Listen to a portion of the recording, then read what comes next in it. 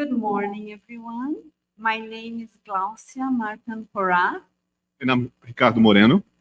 In the name of the United States Spiritist Federation and all collaborating Spiritist organizations, we would like to welcome all of you to the 17th Spiritist Symposium.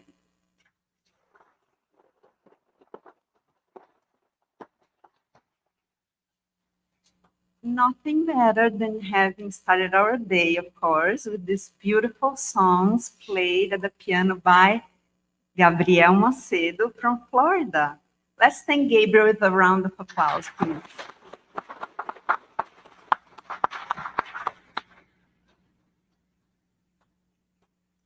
Good morning, everyone. And as many of you know, this is an annual event that happens in a different city, different state every year. And this year, we're particularly happy to welcome and host you here in Portland, our city, a very creative, very vibrant city, and particularly to be here in this beautiful auditorium of the Portland State University.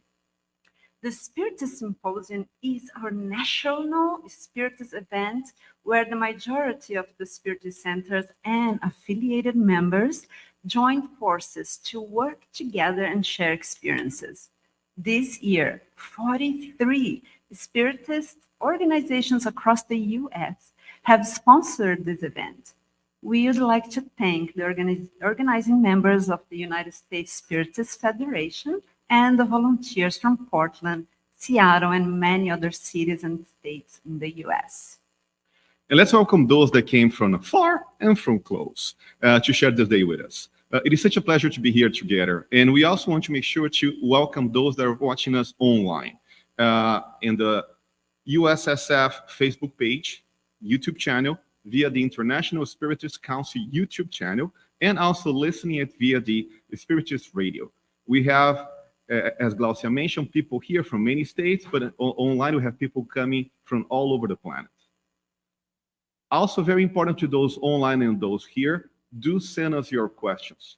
Throughout the day, you're going to see a number of volunteers there. If you can raise your hands, volunteers, please, so people can see you. Look at that. Thank you. So if you have questions, just write down on your notepad and give it to them so they can deliver and pass that to the speakers. Please now make sure to silence all your cell phones. At this time, I will invite Ana Moreno, a member of Chico Xavier Learning Center and my beloved friend, the host of this symposium, to say the initial prayer so we can start our day connected to the high spirits. Please, Ana.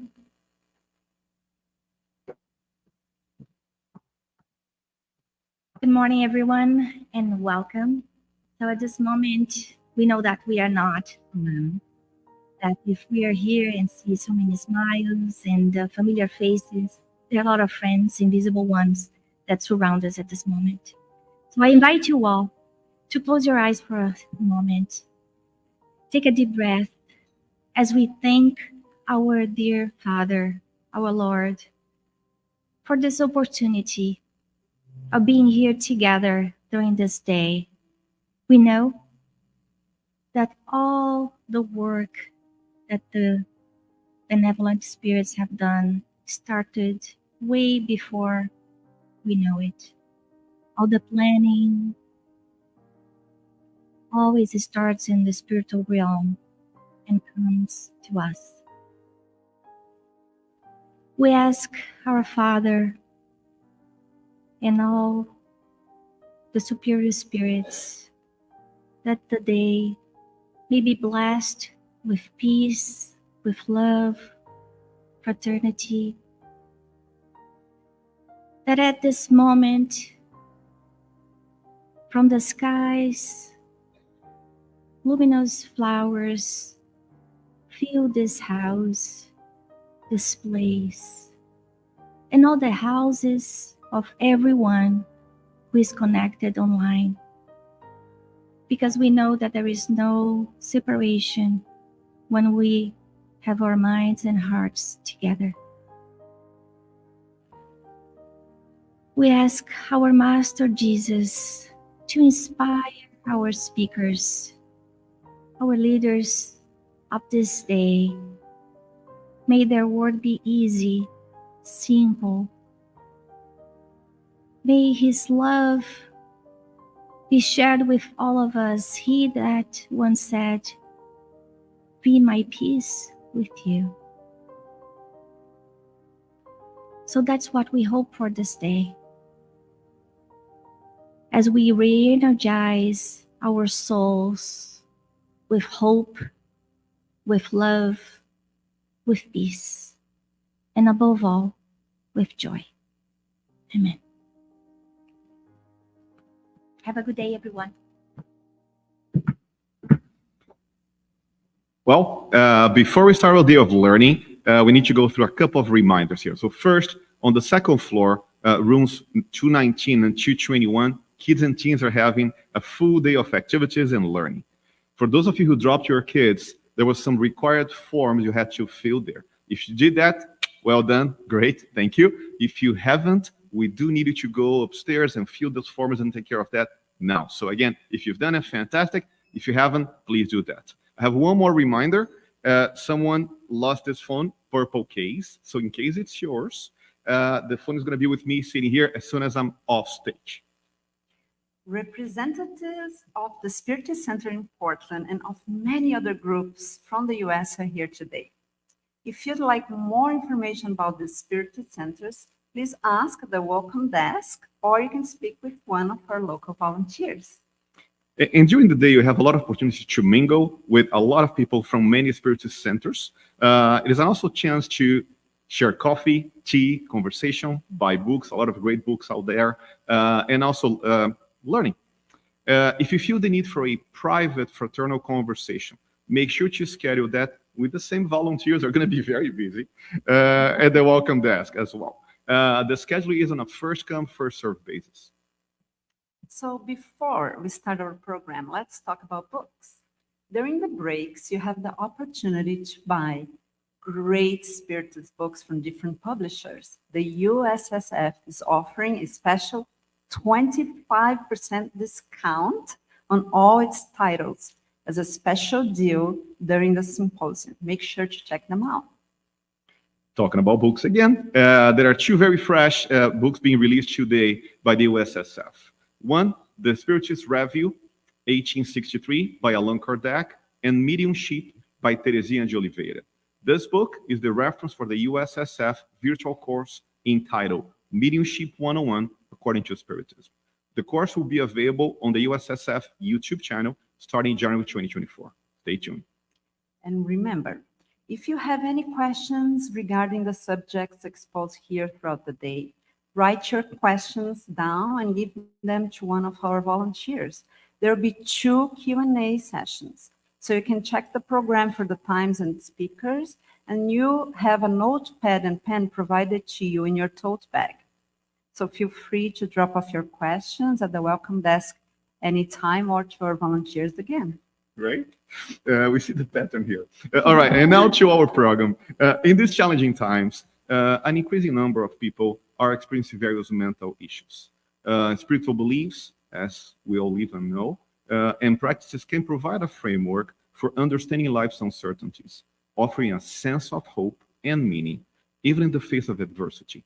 Embracing spirituality can also encourage individuals to seek support from their communities and strengthen their bonds with others.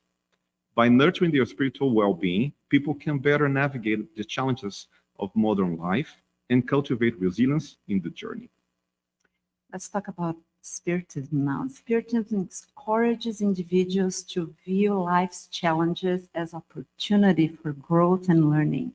The belief in the soul's immortality and the idea of reincarnation can provide reassurance that each life experience serves a purpose, easing feelings of despair and hopelessness.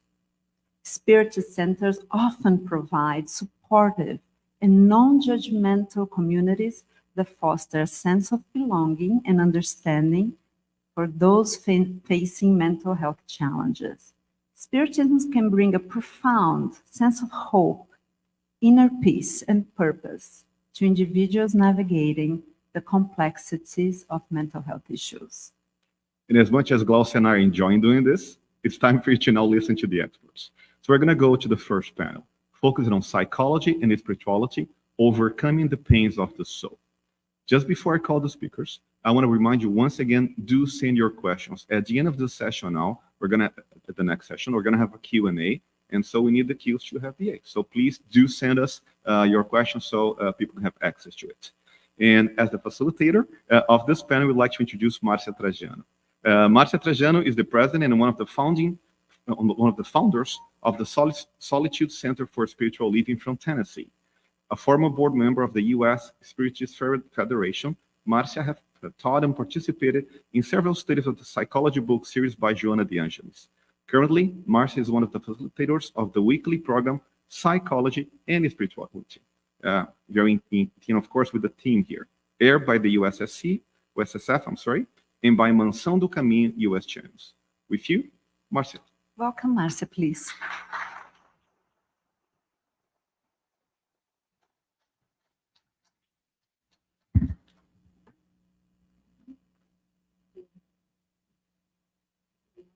So good to be here. Before I introduce our panelists, I'm afraid of my interference, so my apologies. But I would like to, I think Ricardo mentioned 2 or 3 times, don't forget, write your questions. This is a great opportunity for you to ask the experts on psychology and spirituality. Write your questions, you in the audience, physically and digitally. So please do so. And I would like to make sure that we do a warm welcome to 2 amazing people that I got to learn really well this past year.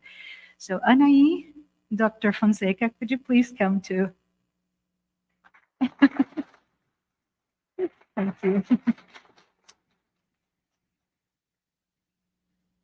So who is Dr. Anahy Fonseca? She's a psychiatrist. She's a member of the Psychiatric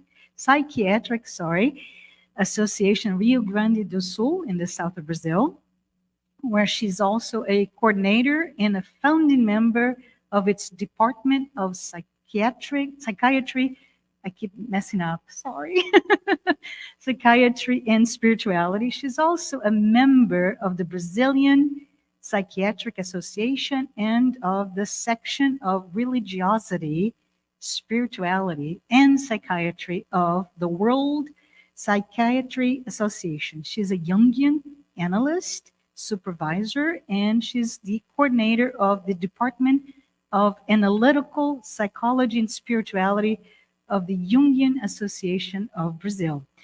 Dr. Fonseca is a member of the Spiritist Medical Association of Rio Grande do Sul, and she's also a member of this Spiritist Medical Association of Brazil, where she teaches Spiritist Psychology of Joanna De Angelis. Thank you for being here. So, thank you. Jussara Korngold, could you please?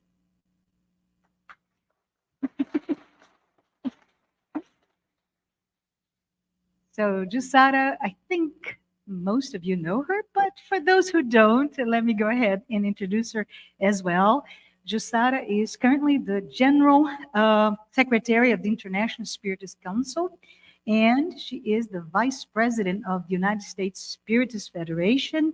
She's the founder and the president of the Spiritist Group of New York and the Spiritist Alliance for Books. Ms. Korngold is fluent in many languages, starting with Portuguese, French, English, Spanish, and she's an accomplished international speaker, published author, and a translator. So with that, I will join you.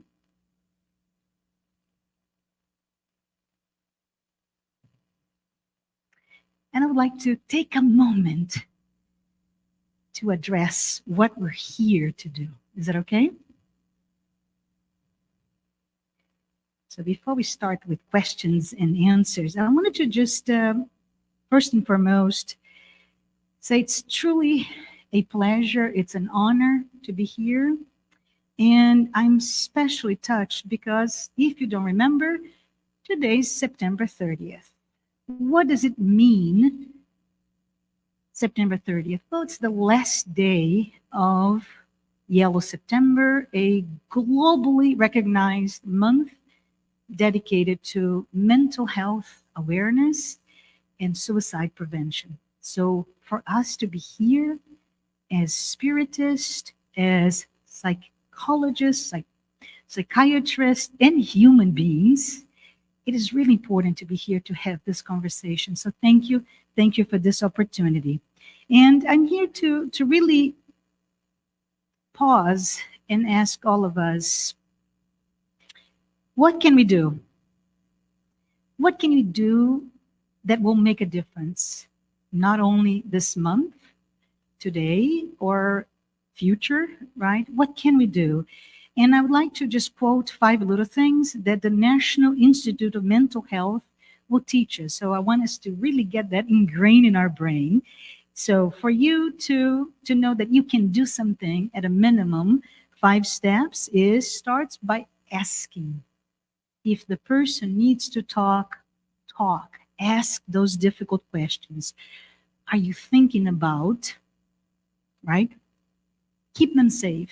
If suicide prevention is the most important thing for you, for your family, for your loved ones, and anyone that you may encounter, make sure they're safe.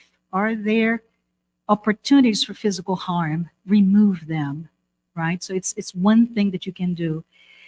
The most important, in my opinion, is really to be there. Be present. Listen carefully. Listen with your heart. Do not multitask. Be there. Help them connect. There is plenty of help. And here in the US, 988 is the number that you can call for suicide prevention. Okay? And most of all, stay connected. If the person that came to you was helped, check on them. It's not a point in time. It is a struggle that many of us go through. But with that, I would like to go to the next slide, because I'm very impressed. My ego is really, my ego has expanded a lot this past year. And I just want to share with you the psychology and spirituality in numbers as we see. Before we start our conversation proper, I just wanted to say this is a project that started many years ago.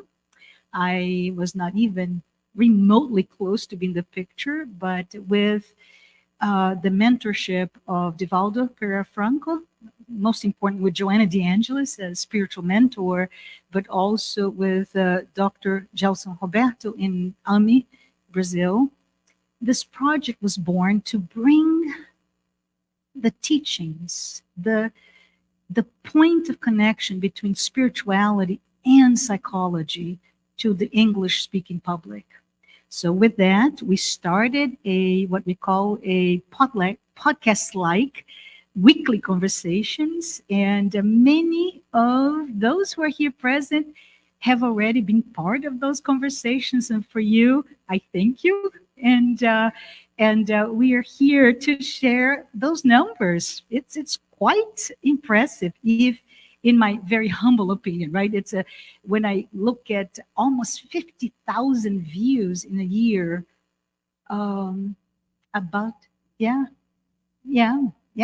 it's really not even a year, right? Started in February, so it's quite impressive that we are conduit, all of us, right? Conduit to this very important message. And I wanted to say we want to thank the U.S. Spiritist Federation for being a sponsor for this program. Also, TV Mansão do Caminho, that is the second of 3 distribution channels. And most important, all of us, this community of human beings that we're here together, regardless of your station in life or your role professionally. And I ask you, why is this important? There's so much information out there. Why are we even creating another podcast to talk about spirituality and psychology. If you have a question, please send. We have a panel to do later, but it's really an opportunity to disseminate this entire body of work. We call it a psychology series, a psychological collection that was authored by Joanna De Angelis, 16 books, and in close collaboration with Divaldo Pereira Franco. Beautiful, beautiful books, many of them already translated into English. And in this very informal setting, I know I'm very formal right now, but it's a very informal conversational setting. We're here this today and in this program discussing profound concepts, psychological concepts, and also we are able to provide an opportunity to confront. There's a lot of confrontation, a lot of analysis, correlation, comparisons of what does it mean from a psychology perspective, but also from a spiritual perspective.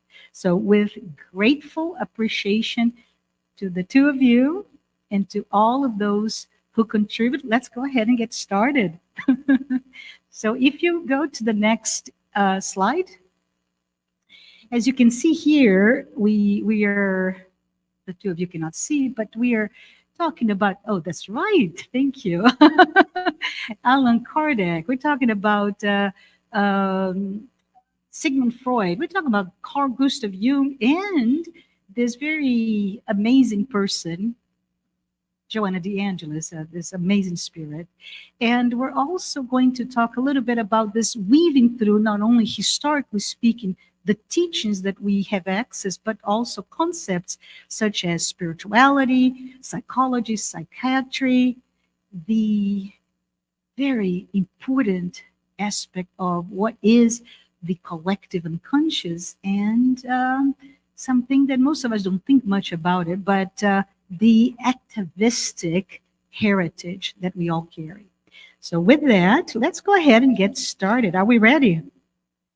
All right. So Anahy, I'm going to put you in the spot. Is your microphone on? Awesome. Now it is, I think. Yes, yes. So Anahy, with your background, can you tell us a little bit about the path? We're talking about a little bit of history, right? Between Sigmund Freud, Gustav Jung, and Joanna De Angelis. Wow. So first of all, I'm very happy to be here. It's a pleasure to be with my two friends and with all new friends. And one of the things is that why psychology calls us so much, right? I was looking in the listening to the prayer, and when our friend said to be together in hearts and minds, right? So what does that mean, to be together? We think when someone tells us that that okay, we are together now in this energy and with everybody at home that is watching us. But what does that mean in a psychological and spiritual point of view? We have the teachings of Jesus, right? 2,000 more years ago, and we have difficulty to this day to understand the real. I say that Jesus' teachings was a non-dual teaching, because it was the teachings to tell us how we go back to the source of life, the transcendent one, the unity, God. Okay, and we all have this difficulty to understand, but Spiritist knowledge, more than 150 years ago, is bringing to us, especially in the West, and is bringing to us a renewal of and a more deeper understanding of these teachings. So let's go and I know that we are going to be talking together, but I wanted to ask you not to try to understand what we are talking only with our minds, but to try to understand and to tune in with your hearts. Because our minds, and now I'll get to Freud, our minds is pretty much our ego, right? The center of our consciousness. Our consciousness that is developing here, okay, as we grow to the life cycle, and that is trying to adapt. So our ego is very worried. For instance, Marcia and Jussara and myself, our egos are very worried, of course, as anyone would be, to talk to people all around the world that is watching us, and we do the podcast like. But of course, our ego is going to be preoccupied and is going to be watchful. Are they liking me or not? How many likes we will have in the? Oh, I'm not in the social media, by the way, but anyway, who is how much? How many likes I will have in the social media and this and that. This is our ego, and the ego is what Freud, decades ago, started to explore, okay? And he discovered our personal unconscious and many other things. Everybody knows a little bit of Freud nowadays, right? The ego, the I, id, yes, id in English, and the superego, right? So we know a little bit of our Oedipus complexes, a little bit or a little or a lot about our Oedipus complex, and about our mechanism of defense, the mechanism of defense of the ego. This is all very, very important because it's the starter, let's say, in psychology of our understanding of ourselves, right? And this is very, very important because what does Jesus say like 2,000 years ago? Love your neighbor as yourself, right? So, what does that mean really in psychological and spiritual terms? To how can I love my neighbor? How can I recognize the other one as a person that I don't even know, as a person that I must love? What does that mean? And how do I love myself? Do I love myself trying to be a celebrity that it's so much nowadays, right? Oh, should I be in the YouTube channel, make my own channel, and be in the Instagram or whatever, doing saying interesting things for people, for them to love me? Is that how I love myself? No, that's I'm quite certain that that was not what Jesus was telling us how to love ourselves. So going back to Freud, so Freud, One of the angels explores beautifully just what you said. But back to Freud. okay. So back to Freud, it's beginning in psychology of this understanding of ourselves. And I do believe, not that he knew about that, Freud was very not in religion, as you all know, and spirituality, and we can later. He was creating psychoanalysis, but in his soul, because he, as all of us, has a soul, is a spirit who was reincarnated, even if he wouldn't acknowledge that in his time, okay, in his ego when he was here in a personality. But of course, that was the beginning of our understanding of ourselves, was the beginning of the unconscious, the understanding of the unconscious. Of course, he stayed in the personal unconscious, but that was the beginning. So I do think Freud gave us a lot of contributions, and Joanna de Angelis talked about Freud in her writings, because he started, these teachings of us understanding ourselves, recognizing ourselves, so that we can love ourselves. But then comes Jung, okay? Everybody knows that they, at certain point, like for a little more than 10 years, I think they were very, very close. And then after some time, they split apart, and they, because Freud acknowledged only the personal unconscious and what he called the libido. For him, it would be the sexual drive, okay? And Jung, whose father was Protestant pastor, and a lot of things, and his mother was a medium, by the way. So a lot of what we call nowadays in the medical field anomalous experiences, that it's the name that we call spiritual experiences for research purposes.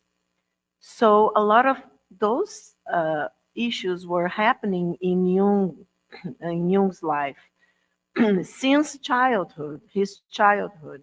And he wanted very much to understand the religions, the religion, and the way the psyche, he started naming not the mind, as Freud and Freudians to this day call, but our psyche. Our psyche is, as I'm quite sure most of you know, in ancient Greek, the soul. So we say that Jung brought the soul back to psychology. And then comes Jung studying the soul, the psyche, and what we call the religion's function of the psyche, that we can all talk about that later. And he goes, let's say, further than Freud, and he discovers what he called the collective unconscious. I know all of you must know this term because very popular in the United States and also in European countries. But so the collective unconscious nowadays we call the transpersonal dimension of the psyche. I'm not going to talk about that right now, but just for you to have an idea. And for us as spiritists, it's very easy to understand. The transpersonal, so goes beyond the personal, beyond the ego, dimension of the psyche. So when we are talking about that, I think Jung kind of realized, but he didn't want to go that further. Sorry. So what happens is that he talks about the soul as connecting two dimensions, the biological, so our body, our impulses and drives, and the spiritual dimension. So the psyche, our soul, is like caught between these two dimensions for Jung. And he talks a little bit about the spirit, a lot about the spirit, but in connection with the psyche. So what happens is that Jung doesn't go all the way and doesn't talk about the spirit. And then comes Joana de Angelis with our dear Divaldo Pereira Franco and all the spiritist knowledge, by the way, because previously to Joana de Angelis, we have Chico Xavier, and we had a lot of mediums, but in Brazil especially, with all the beautiful series of André Luiz and Emmanuel. So bringing to us all this better understanding of ourselves, actually, what happens to the spirit after death and all this. But then comes Joana, that is bringing her contributions to spiritist knowledge about psychology and about further developing, I think, and Jussara was going to be talking about that, Allan Kardec also writings about all the spiritism and about psychology in the sense that we are the, immortal spirits. So we have our own evolution and ways that we evolve. So this is also psychology, because psychology is the study of the soul, of the spirit. So then I just wanted, as Marcia asked me, to give you this, I'm weaving through, right? The yes, stories. this Yeah. update, as I see Joanna D'Angeli's teachings, and most of, and I think all of the teachers, we try to be nice teachers of Joanna D'Angelo. We have to study a lot. I myself went to study Jungian because I was very, very Freudian. I was trained in Freudian psychotherapy. Sorry.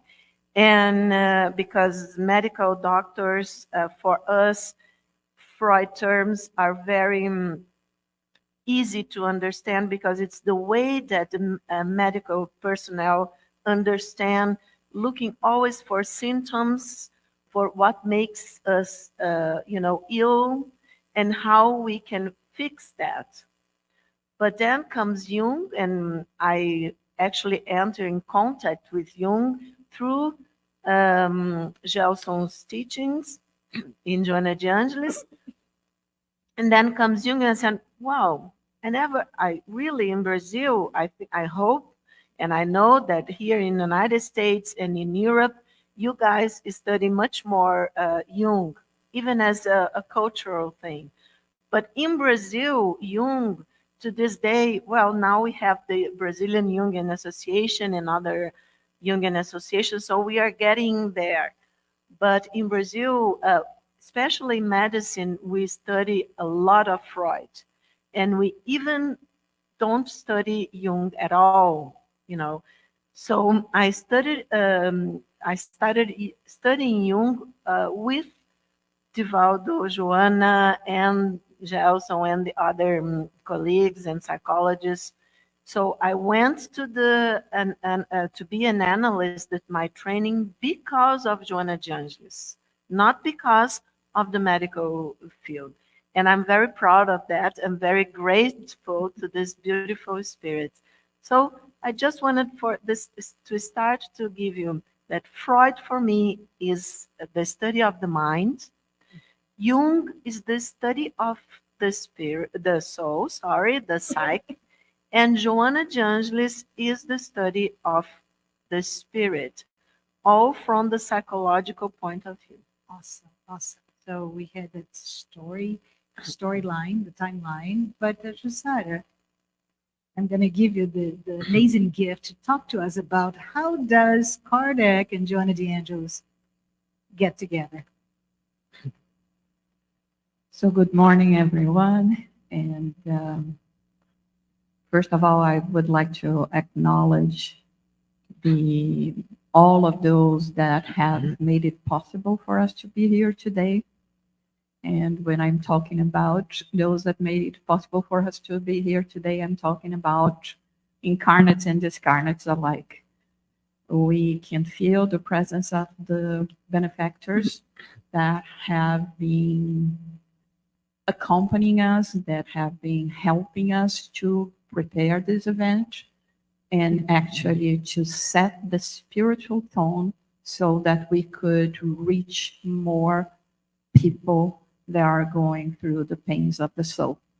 The pains of the soul was actually chosen because of what is happening today. Of course, unfortunately, pain is not new to us, and it has been well known through so many ages. But lately, it seems that because of the level of consciousness that we are acquiring, the more it feels that we are troubled by things that we at least have the intuition that are not in the right place. We want things, we look for things to see if they can fulfill us, But at the end of the day, we don't find this fulfillment, and we do not know where to look and where to search for that. Anahy mentioned, for instance, this teaching from Jesus that we should love one another. And it's interesting because just this week I was listening to someone that was saying, we keep on talking that we are all brothers and sisters, but at the end of the day, when we look to one another, what we try to do first is to try to see the differences that that person has in relation with you.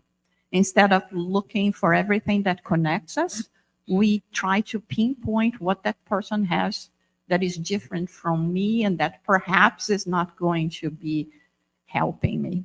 We talked about, Marcia introduced us, this about the questions on suicide. And why do we think about that? Why do people decide to go through, this this action? Because of the pains of the soul. And we are talking a lot about abortion lately as well. And we would say that many people actually will think about that, not only because, and we have to think about it, not only because, for a more mundane reason, they don't want to have a child, but because they don't want to put a child in this world. So many people, we will hear saying these things as well. So how can we change this perspective? How can we try to work with the tools that we have and not to be swallowed by them, in the sense that I'm going to let all the pains, all adversity completely drown me, and I'm not going to be able to breathe. So this is what our conversation is all about. And I mean, all the, everything that we are bringing now. We look around, we walk on down the streets, and we see the pain. We breathe the pain. We perceive the energy. And we understand why the spirits are each time more calling us to do that. I think because of really a blessing from the spirit, this year I was able to visit the houses of three great names in the psychiatric psychology field, which was Viktor Frankl, Sigmund Freud, and Carl Gustav Jung. And when I got into Freud's house, it's impossible not to perceive the psychosphere of the place. The walls scream the pain of the patients, the pain that was through there, the first experiments, the way of start connecting us with our subconscious level, the pain of the Holocaust when we are talking about Viktor Frankl, and the pain in a way that in his private office, Carl Gustav Jung has a window, a mosaic window, that it was done because he committed that to be done to in this private office that depicts the scenes from the crucifixion. Because according to him, for us to go through this process of getting to know ourselves is basically like going to this very painful path to the crucifixion of the ego so that you can resurrect in self. So this is the reason why, of course, we will not have all the answers, right? Because if that was the case, oh my God, no one could. It would be here. We would just be spreading that. But what can we do to understand, to accept, and still to see life with optimism? And finally, before I give to my colleagues, I also wanted to acknowledge the opportunity that has been given to us by Divaldo Franco, Mansão do Caminho, and of course, Leo Publisher, because their work and the books that we have available today has tremendously, helped this work that we are doing, that we are trying to do, become a possibility, become a reality. And it's the basis of all our work through Joanna de Angelis. So I think we're ready for the next slide, just to prepare, because here we're going to talk about what have we learned. What have we learned? And before I ask you, Anahy, I want to just for the audience, on site or virtually, we talk a lot about things. So let me just make sure that I understand. So Freud, mind; Jung, psyche or soul; and Joanna, the spirit. Great concepts, right? For us to start to see how it peels back to the spirit. Number two, Anahy mentioned several people that are amazingly comfortable and familiar to us, but may not be for everybody. But who is Joanna de Angelis? She's a spiritual author, right, and mentor of Divaldo Pereira Franco, who is a medium that lives in Brazil. And if you don't know him, please check him out. It's amazing the work that he continues to do at a quite advanced age, in his mid-90s, beyond mid-90s. He also mentioned Chico Xavier, who is Francisco Cândido Xavier, the most well-known medium in Brazil. He has passed, but he's somebody that if you don't know him, you must know. And through his mediumship, we have spiritual authors talking to us. We talked about Emmanuel and André Luiz. I think I checked it all out. So, but we talked a lot about things here, Jussara, and I wanted to ask Anahy. I forgot to say anything about Kardec. You didn't, but we'll get there. Don't worry. No, Don't worry. Yeah, just very quickly, because it's so obvious, how sensitive Kardec is to our pains. That the longest chapter that we have in the Gospel according to Spiritism is "Blessed are the afflicted," with so many lessons and communications from the spirits and development of the reasoning from Kardec, and the of course everything is starting from Jesus, just to give this comfort to our souls in terms of what we have to face during our lifetime here on earth. So Kardec wrote the Gospel according to Spiritism. If you don't know, I would urge you to get it, to familiarize with the content. But most importantly, I think it's chapter 5.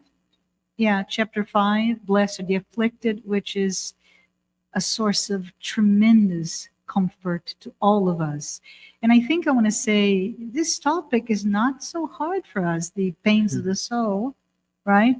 Because the news is we all are going through some sort of pain. It is something that is quite universal and so quite easy to speak about. But back to, thank you for talking about Kardec. And I wanted to, what have we learned? And Anahy, we talked a little bit about personal unconscious, collective unconscious. We also talk about atavistic heritage, right? Or we try to. But I want to know, what is our role, Anahy? What is our role to address the pains of the soul? How do we contribute to this immense sea of pain and suffering that exists, and the memory of it all that we carry in our collective unconscious? So, as a good Jungian, I will start from the end, not from the beginning. We are like this in a circular way. But as I was telling you about the transpersonal dimension of the psyche, when we say that we are all one, we are all children of the transcendent one, of God. What does that mean? And why do we even have pains of the soul? If we are his, her, because it's, of course, there is no gender in the transcendent one. So that this unity, we are part, all of us are parts of this unity. So why do we have pains of the soul in the first place, to start with? Okay, we are beings of light, right? We know that we can vibrate in different ways according to our spiritual evolution. But Emmanuel says to Chico Xavier, and I like very much that materialism would die for lack of matter. I love this sentence. And we are in getting there. Of course, we are in these days in a paradox all over the globe, because if we look, we have never been so materialist as society, needing things, needing objects, struggling, working a lot to get things physically, right? But at the same point, there is all this movement, it's happening together, that we are developing as, I think, in a, really quantic way, really fast way. We are like in a spiritual awakening of humanity. A lot of people, I talk to a lot of people, and I'm doing a research actually in partnership with United States, but I will tell you that later. We are researching anomalous experiences, the spiritual experiences. And what we have already collected of data, a lot of people have spiritual experiences, okay? Telepathic, mediumistic, and visions, and what we call numinous experiences, experiences of the sacred, but they won't tell anyone many times because they are afraid that people will call them crazy if they don't have an understanding, a culture, a family, a religion that can give some kind of container to this experience. They simply won't say anything, especially, unfortunately, to medical doctors that are, to this day, a lot of the medical field is changing, but to this day, they are what we call medicine based in evidence. I will be talking a lot about that in the afternoon. So, which means for a lot of my colleagues that you just have to ask for exams, the machines, blood testing, this and that, and you will get to a diagnosis. And okay, we know that that's not the case. So, because we are talking about the spirit, and to this day, a lot of psychiatrists that still believe that our minds are a product of our brains. And we know that studying near-death experiences, deathbed visions, anomalous experiences, that, and I agree with Jung as a psychiatrist, that it's not the brain that produces the mind, it's the spirit, and the mind is part of the spirit that uses the brain. Okay, so this changes everything, and I'm quite sure when the research that are being doing in this past 40 years and are accelerating a lot in this field, it's going to prove the spirit, as Emmanuel tells Chico Xavier in the earliest 19, so the past century, before even the Second World War. So we are getting there to this point that materialism would end because of lack of matter. And we are talking about that now. We are listening to each other as we have, as spiritists, with our souls, with our higher self, let's say, with our higher consciousness.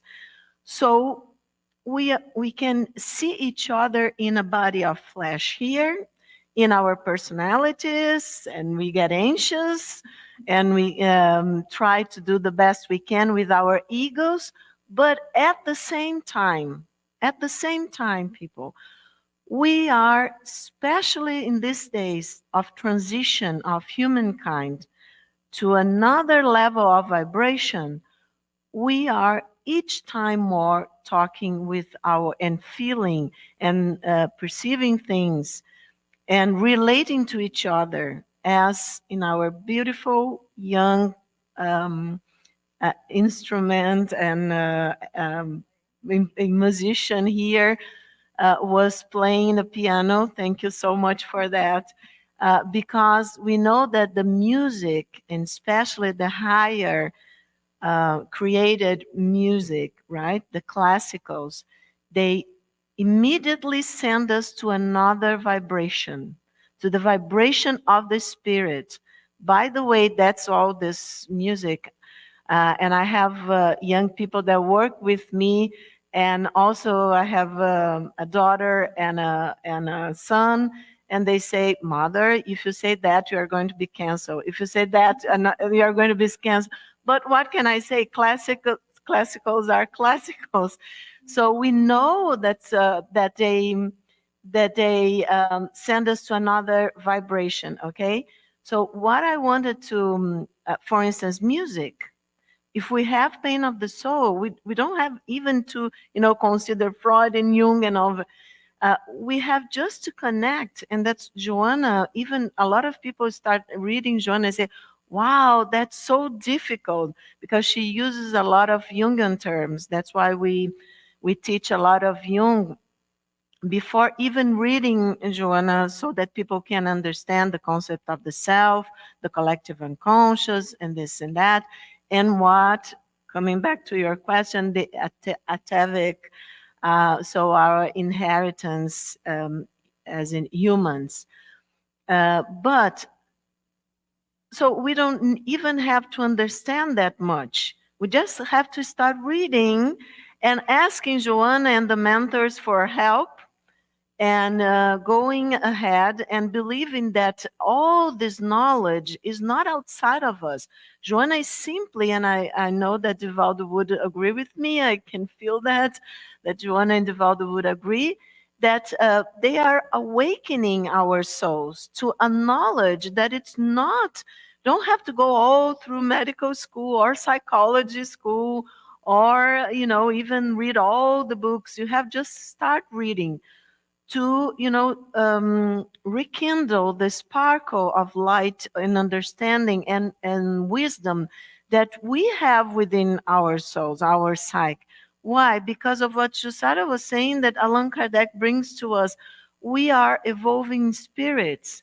So we bring to this life a lot of knowledge, but of course, returning to the pains of the soul, a lot, or we can say to a lot to some people, less to others, but we all go through sufferings in this life, because our ego, to start with, suffers to adapt in this life, and suffers also the childhood experiences. We all have traumas. Because our parents were not perfect, we are not perfect. We are going to get there some point, the archangels, in some way in our evolutions, but it's not yet. So, of course, we have pains. And our culture, that is so materialistic, in this paradox that I was telling about, provides a lot more pain.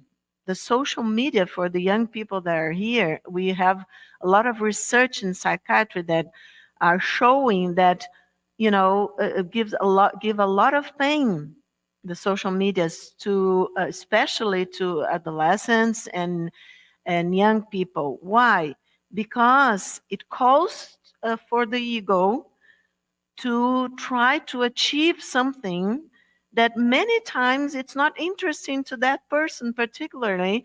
And even, for instance, a musician like our wonderful um, Gabriel here was playing the piano. I'm quite sure he wouldn't like, as a lot of teenagers in Brazil, to be looking at some, silly things in the Instagram or whatever, that, and agree with everybody, give likes, because you have to be popular in Instagram or whatever, Facebook, this and that, because it gives pain in the soul. I'm worried about other stuff. It's not because I'm a teenager or I'm a child that I'm not a very old spirit, many, many times, much older than sometimes we that are old in the flesh, right? And so this is very important that the culture recognize these wonderful souls that are arriving to help us in this transition. And if we get stuck in this materialistic world, then we give them pains in the soul. And we give ourselves pains in the soul. Because as Joanna says, and Marcia was telling us, we all bring issues that we're supposed to work through this life. Integrate, we say. We bring pieces of shadows, okay? Is a Jungian concept, the shadow. And Joanna talks a lot about that, expanding this concept. So we all bring pieces of shadows, let's say that makes easier for us, that causes pains in our souls.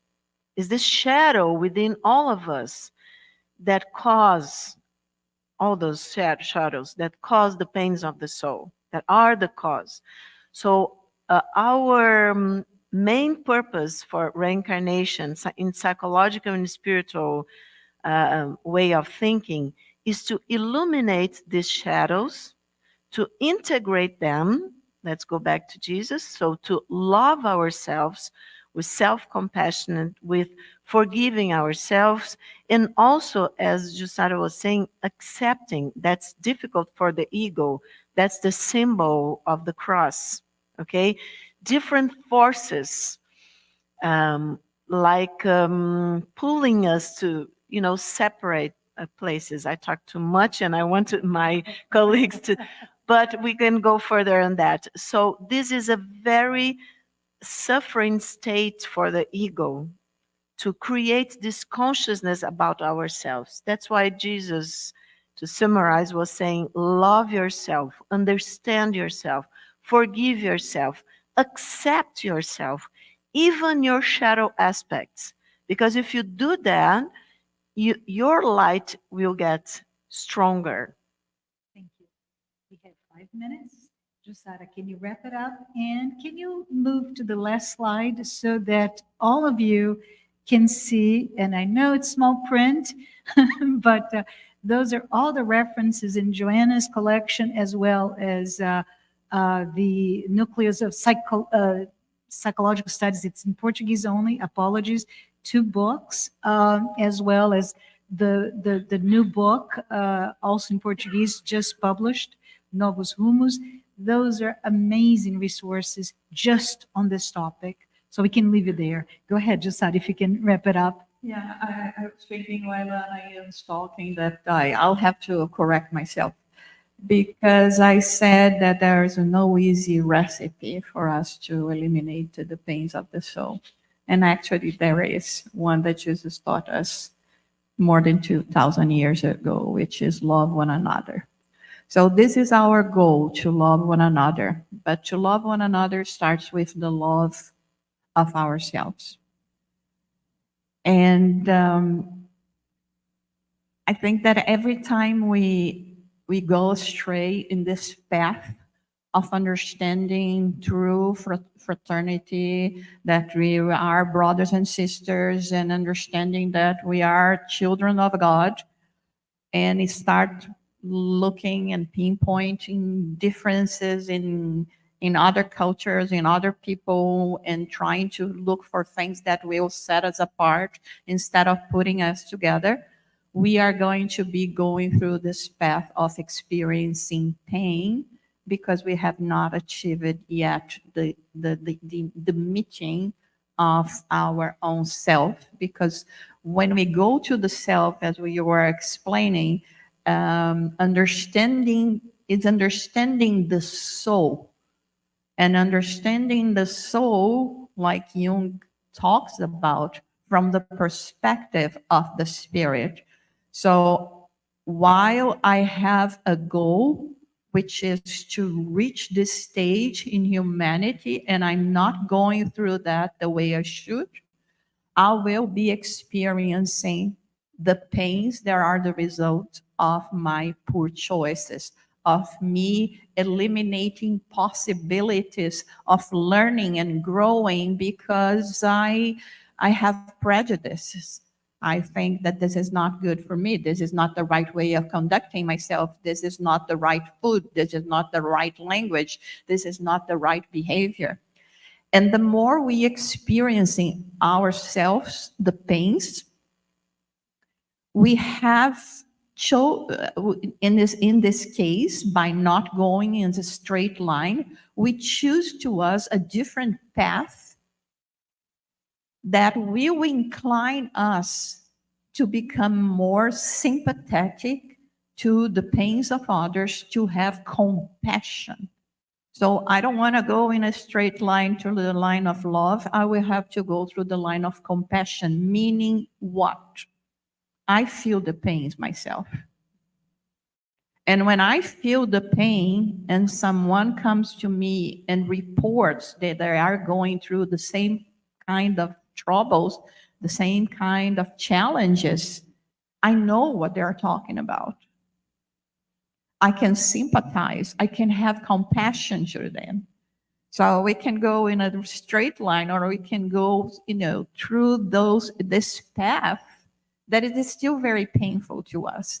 And one thing that Joana de Angelis talking, actually several of those books, just chapters, is how we should strive to have a more positive view of life.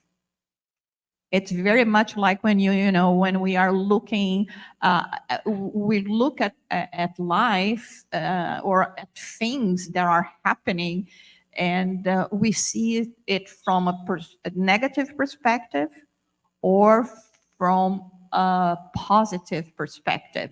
So when I'm going through those challenges, I will say, okay, this is going to be helping me to be more sympathetic to the pains of others. This will help me grow. And, and we all know people that look outside and complains because it's raining, complain because it's cold, complain because it's a sunny day. So this is what Joana de Angelis is telling us here, to make an assessment of things, to make an assessment of ourselves and our lives, and start thinking more about the positive aspects of our lives. Let not give or put all our energy in what is not right now. Thank you. Because there are so many beautiful things. Thank you. Thank you. I want to hear from you, and I'd like to invite our colleague, Leo Vieira, to come to the podium. I'll join you in just a second. And wanted to just maybe, if I may, complement what we're saying. We're not idolizing Joanna, right? But if you think in terms of Jesus as the foundation, right? Freud is perhaps the ground floor, Jung are the walls, and Joanna comes and she puts the roof, and she integrates all those teachings and makes it very easy for, at least it is for me, to start to delve into very complex topics. I invite all of you to listen to these two amazing women, be on the guests to our weekly podcast is every Friday. So, but with that, I'm going to excuse myself. Yes, go ahead. I just wanted to give you a message. 30 minutes. Yes. 30 seconds, sorry. Yeah. But this is a Freudian slip. So I just wanted to, a sentence that I synchronistically, I listened this morning. And I want to leave it with you because we also, in many of the podcasts, we have Anne Sinclair from the UK with us. And I love when she says, for me, Joana de Angelis is a light teacher. And a light teacher is a non-dual teacher. When we achieve these teachings of the spirit, not only of the ego and not only of the psyche. And so I just wanted to give you this sentence that I listened this morning, that we are not a drop in the ocean. We are the ocean in a drop. Thank Beautiful. you. Thank you. Thank you. I would be remiss if I wouldn't introduce Leo. Leo, who's here to help us manage your questions. I'm really excited. We have more questions than time, I'm afraid. So let's just keep doing as much as we can. Maybe you come back next year to address those questions. Just kidding. But Leo is one of the founders and an active worker in many different areas of the Spiritist Society of Baltimore in Maryland. He has conducted and helped with many different types of works, including study groups, mediumship meetings, and public talks. Thank you, Leo, for being here. You got the mic. Thank you. Hello, everyone, and good morning. I would like to say that this was an interesting moment of my life, reading several of these questions. No, we will not wait until next year. What we would like to propose is that for the questions that will not be answered today, we will have a space, dedicated space in the United States Spirit Federation page, as well as the Spiritist Symposium page, where you'll be able to see the answers for your questions. So a lot of homework for us because there are a lot of questions, not only for these two speakers, but also the speakers that will come in later on today. So what I would like to do is to combine some of these questions so that we can be as effective as possible with our time. And the first one that I would like to start with is that here in Portland, Oregon, it's legal to terminate life with euthanasia. How Spiritism sees it, what are the patient's doctor's responsibility? But please, hold your thoughts. So I'd like to combine this in terms of how can we help someone thinking about suicide. Sometimes we think as a dichotomy, but it's really the cessation of life. So I would like to ask you, ladies, please, the best of your ability, to combine an answer for these two questions. So we have euthanasia and then suicide in terms of health. And how does Spiritism see it? Mm-hmm. Yes, okay. Mm-hmm.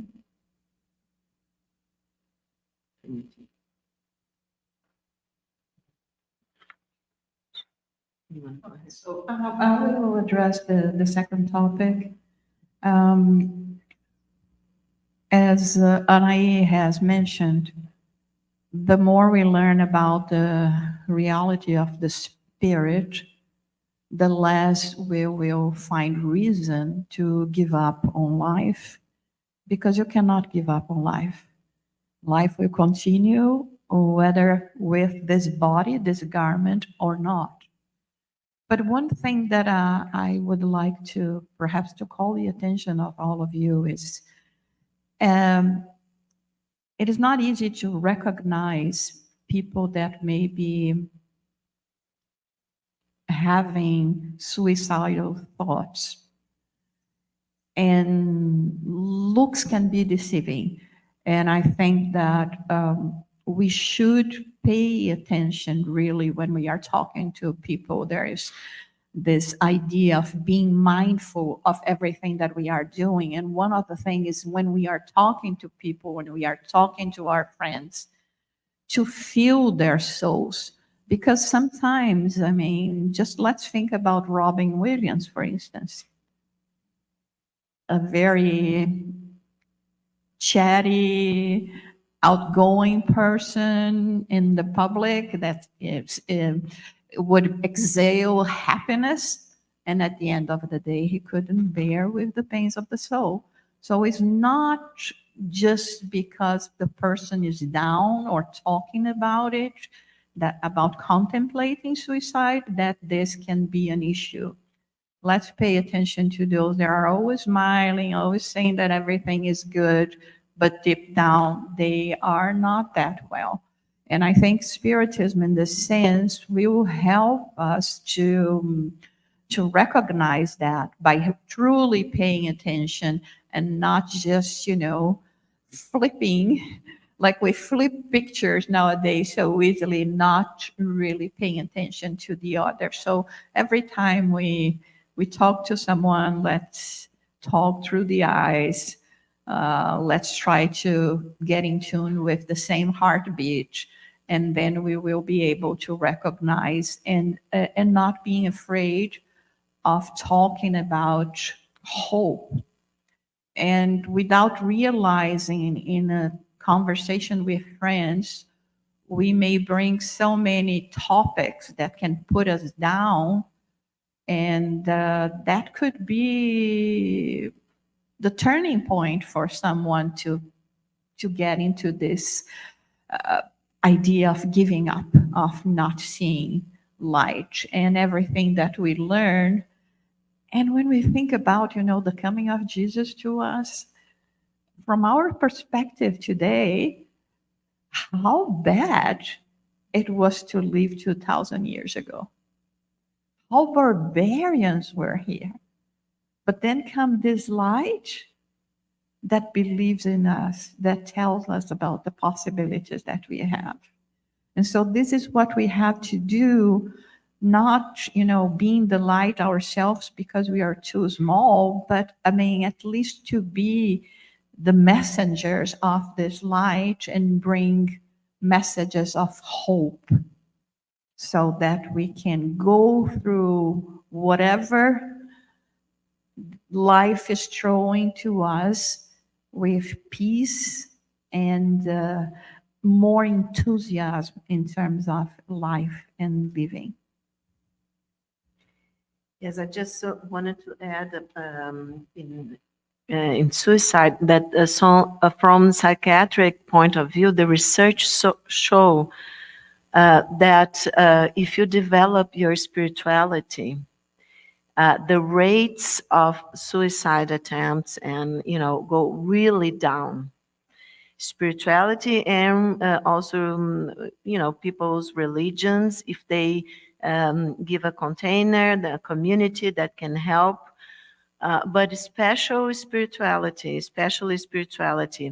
the rates go really down. So I think this is all very important, that these days of crisis, where after the pandemic, a lot of traumas going on, that we can talk about this, especially this September, this month, as Marcia was saying, the importance of diagnosing the diagnostic, if the person has depression or this and that, but also what we are doing here today. It's very, very important. And about euthanasia, right?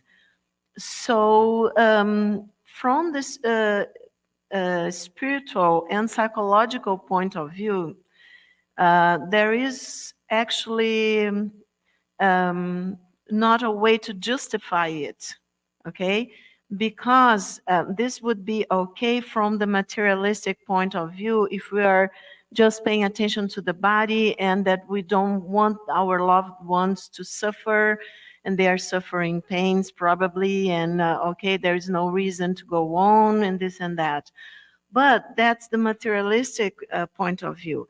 From the spiritual and the psychological, but then we are talking about death psychology. We call Jungian psychology depth psychology, because, or complex psychology. And I just reminded of Marie-Louise von Franz was one of Jung's closest collaborator. In Man and His Symbol, if you haven't read, I think everybody should read at least once, Man and His Symbol. So she's one of the main authors, together with Jung, that was very old when he wrote Man and His Symbol for the general public. Quickly, when I was listening to the question, it reminded me, von Franz, so she had a patient that was also an analyst in training. And this analyst, and I know that a lot of people that palliative care, oncology, and when medical personnel that are taking care of patients that are dying, many times they have contact with the patient, tells them kind of experiences of seeing someone in the room that has already, like the grandmother or the mother that is coming to, to stay with us and with them in those last moments. And the doctors will say, oh, this is because of a lot of medicine in the blood. They are hallucinating and this and that. But we have research in this. And so Marie-Louise von Franz patient that was an analyst told her, and a lot of, Jung had a lot of cases like that he had, I think she was like, the analyst had a 30-year-old patient himself who was in the final stages of a very bad cancer that was all spread all around the body. So if they had euthanasia, for instance, I don't know the country, I think it was Switzerland. So, okay, this girl, this lady, young lady, would have been like terminated her life. And what happened wouldn't have happened. What happened? The analyst decided to go, she was in a coma, terminal, with cancer in the brain, spread to the brain, all that. But he would go to the hospital, sit by her side, and in the time of the session, once or twice a week, just sit there and stay with her. Nothing spiritual, whatever. And then at some point, and she was terminal, okay, she was going to die, her brain was totally gone. She woke up, she talks to him, they have a session actually, and she tells him a dream. She was in a coma, she didn't have a brain anymore. And she talks to him about a dream that she had, that she was going to go traveling quite soon, that she had left the hospital, this and that, and he talks to her, and then she just goes there, close her eyes, is in a coma again. And then the guy says, okay, what's going on? Okay. And then he leaves. And when he leaves, he gets to know that after this session, she died. Okay. So if we do euthanasia, if we authorize that, the spirit is in the body. It's not because it's not using the brain as we know it, but it's using, okay, the spiritual brain or whatever, the subtle body. We wouldn't have this type of, experience, and we wouldn't, actually, this proves the existence of the spirit, as Jung said, that the spirit is using the brain. So I think this would answer. If I may, I'm not Dr. Anahy or Jussara, but I think that suicide is really suicide ideation is really a desire to cease the pain, not the life, right? And terminating the life will not cease the pain. And that's what I would say to anyone who is listening. I have a question here. How can Spiritism and psychology help to reduce the silence of mental illness? Those who are lonely, those who lack a sense of belonging, of connection in practical ways. How can we do that? Any thoughts? Spirited. The lack of awareness to mental illness and Fala do espiritismo. I think that the way we study in Spiritism and making it very clear about the need for us to seek medical treatment, regardless and what kind of treatment do you need in terms of your physical or mental illnesses. I think one of the most important things that we will find in the Spiritism is to remove the prejudice that many people may have in relation to mental illnesses.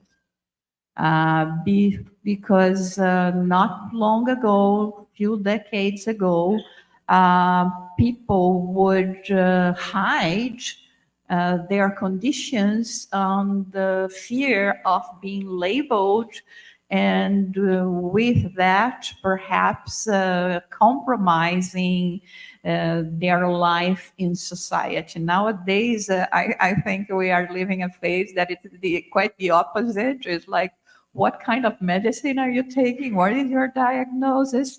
And when I think about, this that we just talked about, the euthanasia, it can be a reflex of the process of anxiety that we all are going through. I'm so anxious that I don't want to wait for death. I will do it and set the day myself. So I think in this sense, Spiritism makes it very clear about the traumas that we bring, not only from this life, but from previous lives, and the conditions that the spirit are bringing to each new incarnation. So in this sense, when it addresses with this depthness everything that us now in this incarnation may be facing, it is going to promote even more, the inner search, but also to realize when I will need help to decodify all of that. And sorry to say, but I mean, if it's not in the Spiritist Center that we are going to find that. In the Spiritist Center, we are going to be understanding us as an immortal spirit. But when it comes to this process of diving deeply into us, into ourselves, and being able to deal with that, we need professionals, and we need to realize when we need this, community, a community of people, that can guide us in this way. So I think that in this sense, is in terms of spiritual beliefs and concepts, Spiritism is way ahead, because it takes you to pay attention to yourself as a spirit and bringing all those experiences and not trying to muffle them back in your heads, but to bring them forward, to deal with things, to solve things, and to, of course, shine more after you are able of dealing with them. Well, and from the psychological and psychiatric point of view, of course, we have our body, we have our neurons, we have our neurotransmitters and all of that. So we need, and it's very nice that Jussara said, and we know the Spiritists bring all this reality of, okay, we are in a body, we have to take care of our bodies. So of course we have to go to the medical doctor, we have to go to the psychiatrist to have an evaluation of what our symptoms are, yes, and maybe have some medicine, okay. So this part, I think we all, everybody agrees with that. And but then we have the pains of the soul that we have. We have the teachings of beautiful souls, as Joana de Angelis, Chico Xavier, Emmanuel, and all the guys, in different parts of the world, actually, because we have a beautiful knowledge in other cultures too. So we have to work through our pains of our souls. And I think that there is something very important about mental illnesses that we haven't talked about, that the medical doctors call the placebo effect. I think all of you know the placebo. So they joke to this day, oh, they are having, for research purposes, for instance, they have a pill that it's made of sugar, let's say, and you take the pill and you get better. You heal yourselves many times, and you get better. Oh, ha, ha, ha. They smile many times and they say, well, this is because the person is imagining things and that, but okay, but the fact is that the effect is there, that the person got better or sometimes even healed himself, herself. So, what is the placebo effect? What is the placebo? Is our mind, our thoughts, our emotions connected to our wanting to get better. And as a psychiatrist, not only an analyst, as a psychiatrist and an analyst, I can tell you that in analysis and psychotherapy, of all the different lines of work, Freud and Jung, what we try to do is to connect to the healthy part of the client, as you say in the United States, the healthy part of the person. Because, why? Because the healthy part of the person is the one that is going to heal the person. It's not the doctor who's going. Even I have a lot of experience, for instance, with, I don't do that anymore because I work as an analyst, but with medicine, for instance. But even my teachers in medical school, my professors would say, well, always when you prescribe a medication, you are giving the medication, but with yourself. The doctor and the patient relationship. What is that? It's faith. The client, the patient has faith in the doctor, in the treatment. He believes that he is going to be healed, and then he is healed many, many times. But if he doesn't believe, and if the doctor, let's say, doesn't make this connection, probably you can give him all the drugs in, I won't do a marketing of pharmacies, but all the drugs in one pharmacy, and the patient will not get. You can give all the antidepressants, for instance, and the person will not get better. So we have to believe in ourselves. We have to not be prejudicial against mental disease. We have to study. We have to develop our spirituality. That's the way. We have 5 minutes.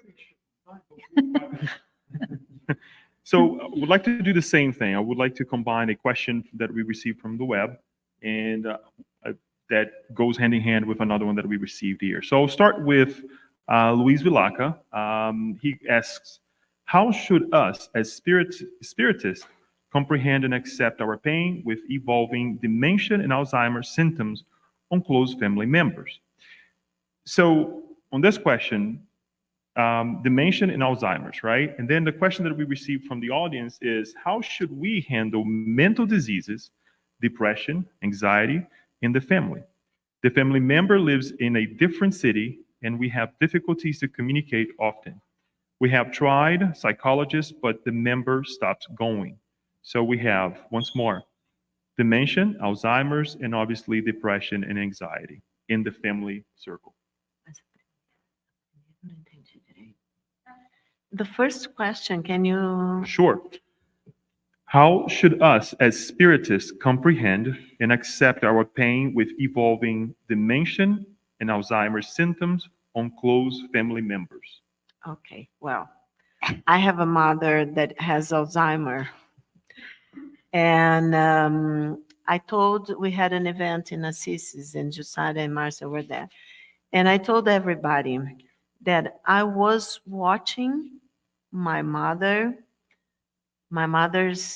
rebirth, okay? But her ego was diminishing, is actually.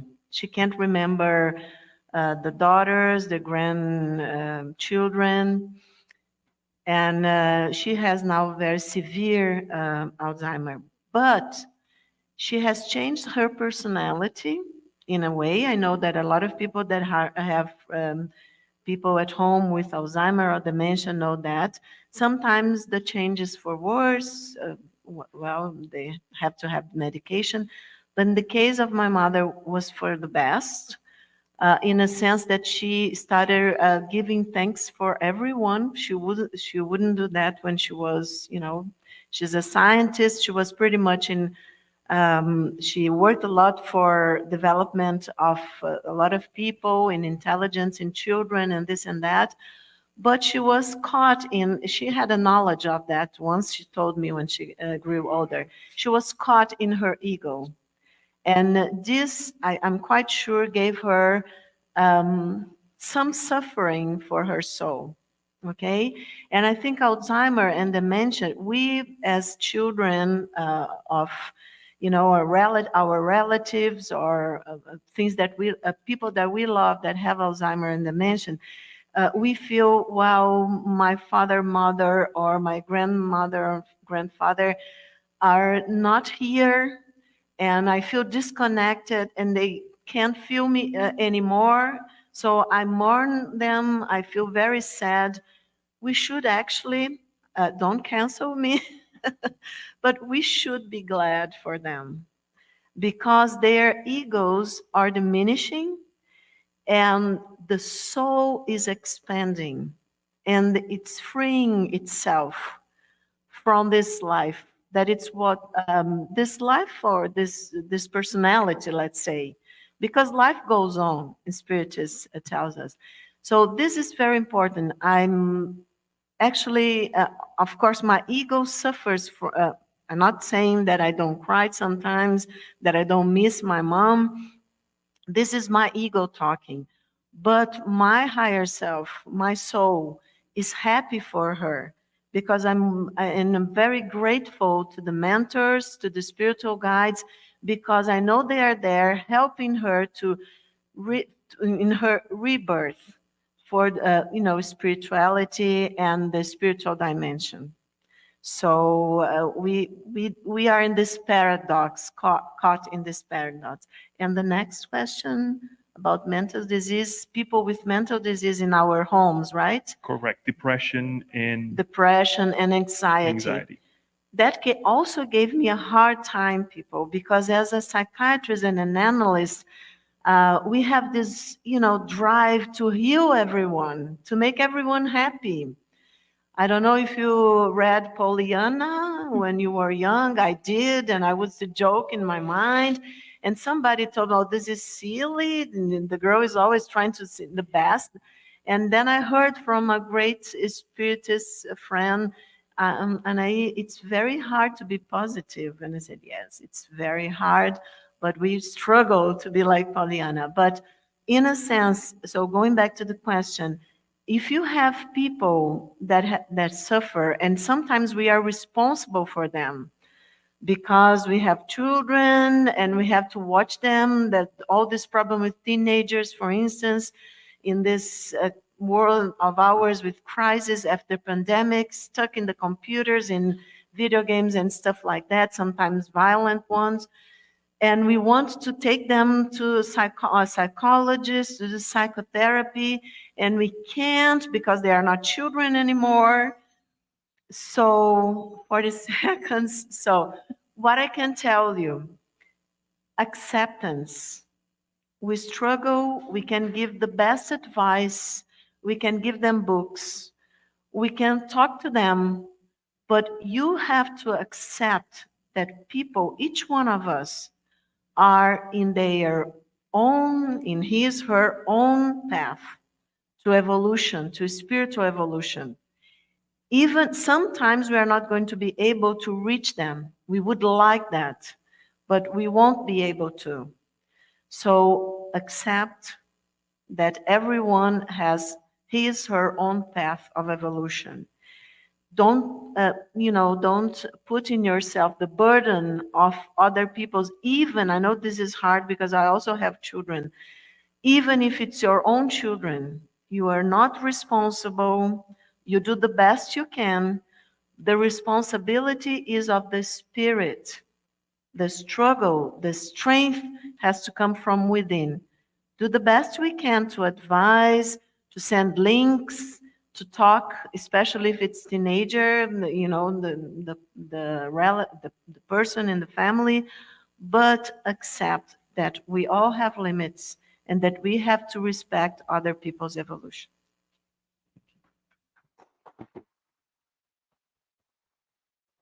Dr. Fonseca, well, we would like to thank all of you, Dr. Fonseca, Jussara, and Marcia, for this moment, and the audience as well for asking these beautiful questions. I would like to also give thanks to those in the audience and online as well, from Atlanta, Georgia, Houston, Texas, Columbus, Ohio, Paris, France, and Brazil at large, following us as well, asking questions. And just a reminder once more, the questions that were not answered, it will be answered online. Just follow us, and you can ask me more information on how to get to the websites as well. So thank you, ladies. Thank you.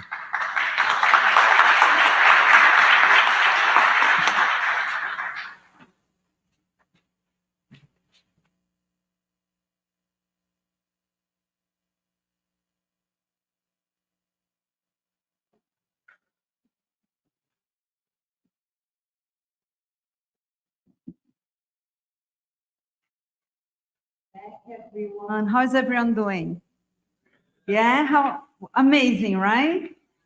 So I want also to remind you that, those are deep soul and heart questions, that if anything triggered your soul or your heart, that in the afternoon we are going to have our fraternal counseling.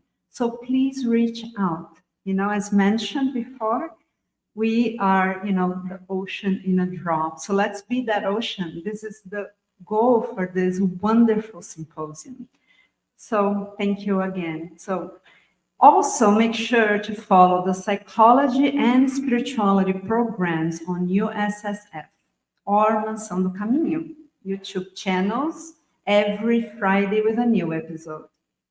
And if you don't know Mansão do Caminho, here's a chance now to get to know about this amazing nonprofit. The Mansão do Caminho, translation, Mansion of the Way, built on an area of 78,000 square meters with 44 buildings, is surrounded by the deep green of the native forest and the festive colors of its gardens. Divaldo Franco and Nilson de Souza Pereira founded this work of love and fraternity in 1952 in Bahia, Brazil, under the guidance and blessings of the noble spirit mentor Joana de Angelis. The initial single-family home flourished, contributing to the intellectual, moral, and spiritual development of hundreds of children who received from this love nest the unique opportunity of a dignified and happy existence. Today, the Mansão of the Way, Mansão do Caminho, receives more than 5,000 people daily seeking material, educational, and spiritual assistance. In the educational department, it welcomes nearly 2,000 students who begin their life journey at the nursery up to high school. The social assistance department carries out daily relief activities, providing assistance including to more than 500 people in a state of social vulnerability, including those with serious illnesses, the elderly, and pregnant women. They also offer extracurricular activities, including artistic and vocational courses for enrolled students, besides providing judicial assistance for conflict resolution and citizenship. Regarding comprehensive health, their health center is now a mixed unit with various specialties and a clinical analysis laboratory, providing services of unquestionable professional quality. It is a labor of love. And if you feel in your heart, you can make a donation to support this wonderful organization. There is a QR code on the slide, or you can also ask for more information at the welcome desk. You can also help by purchasing a book at Leal Publisher. All proceeds from book sales at Leal Publisher are sent in their entirety to the Mansão do Caminho for its maintenance. By purchasing a book, you help this noble organization while enlightening yourself. Well, talking about books, earlier today I announced 2 books that were being released by USSF today. So just wanted to show you the books. They're outside, available for you. These 2 are going to be back there in just a moment. And there's a 3rd book also being released today by Divaldo Franco. It's called Spiritism, a Spiritual Philosophy for Today's World. I cannot just listen to Glaucio talking about Mansão do Caminho without making just a quick comment on it's incredibly impactful what they do there, their reach, their contribution. And I had a chance to visit them recently and tell me about some of the details. It's an amazing place. So definitely an organization very, very worthy of your contributions. And talking about labors of love, they all can be huge contributors also to your mental balance and very, very rewarding. Spirituality, compassion, and giving in all senses really helps us all in a tremendous way. Our time, material goods, our presence as volunteers, they all can make a difference in people's lives. And today we're presenting 2 great opportunities to put you in this path of fraternity. To start with that, let's welcome Antulio Bornel from Houston, who will share the blessings of the organization Fraternity Without Borders.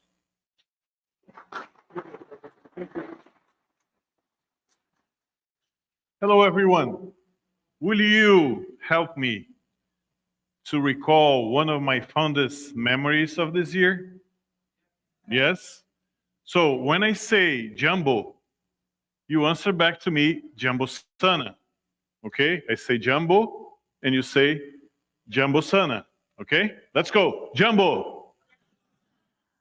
This is good. Let's do it again. Jumbo.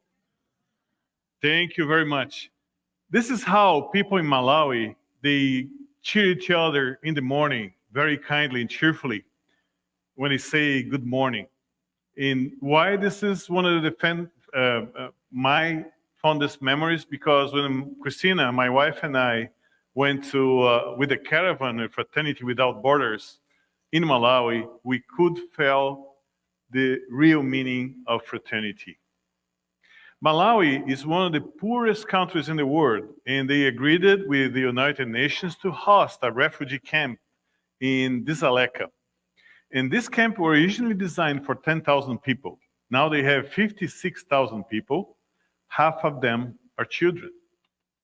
Many of them, the refugees, they came from Congo, they came from Rwanda, Burkina Faso, and other countries, fleeing from wars and fleeing from mere persecution.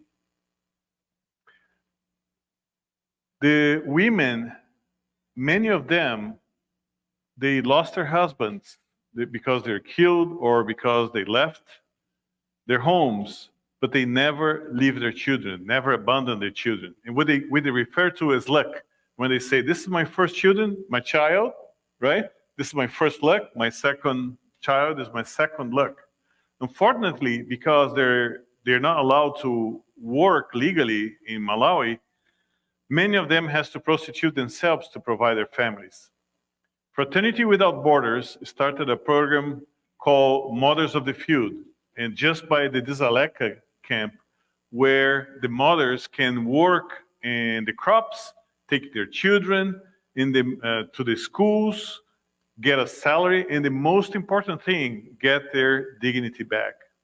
Fraternity Without Borders is present in 8 different countries, more than 70 fronts of work, among them taking care of children with microcephaly in Paraíba in Brazil, the sheltering orphans in Congo, taking care of homeless people in Brazil as well. And obviously, one of these programs is also the Mothers of the Field in Malawi.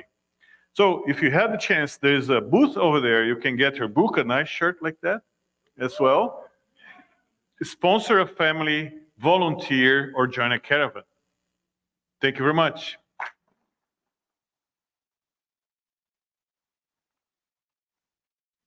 You know, we have a saying, Spiritism, of course. It's what guides us that says, without charity, there's no salvation. That's it, guys. There is no reason to not to help. So please join us in helping. So let's continue our program. Remember to write down your questions as you did before and take them to welcome desk or to our volunteers. And in the afternoon, there'll be a Q&A panel with the speakers of all the next sections. So now let's introduce our next speaker, Dan Assisi, who talk about achieving mental and spiritual balance, a current global challenge. Dan Assisi is an author and an international speaker who has delivered hundreds of talks and conferences on spirituality in over 60 cities on 4 continents. Known for a mix of deep thinking and witty humor, Dan takes a unique approach to spirituality that is steeped in reason to remind audiences everywhere of our spiritual nature. He's a founding member of the Spiritist Institute and of the California Spiritist Association, and hosts the Spiritist Conversations podcast. Please welcome Dan.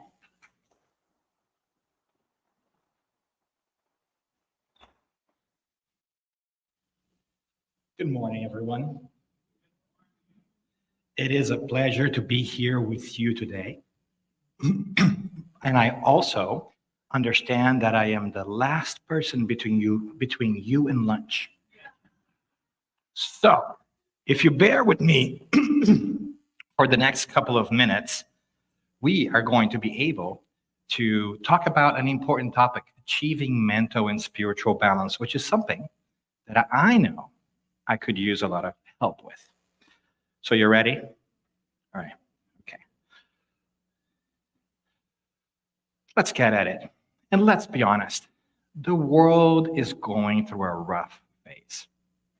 I think that we can all agree that life is not exactly at its easiest these days. I mean, we have just come out of a pandemic that has really changed the way we look at life. Many of us have feared for our lives and the lives of those next to us. And to this point, we are still struggling a little bit with the idea of what does work look like? Can I work from home? Do I change? Do I move cities? And it really has upended the way that we look at what we do and how we relate to others. But of course, that is not the only thing going on. And as a matter of fact, we know that in this very moment, we have war in Ukraine, we have war in different parts of the world in general going on. And there is this anger towards each other and this arrogance that we can just impose our will onto the next person. And that is really taxing because it doesn't really let us stay at ease because we worry that it could happen to us at any point in time. And that's tough too. And of course, there is also a lot of economic uncertainty.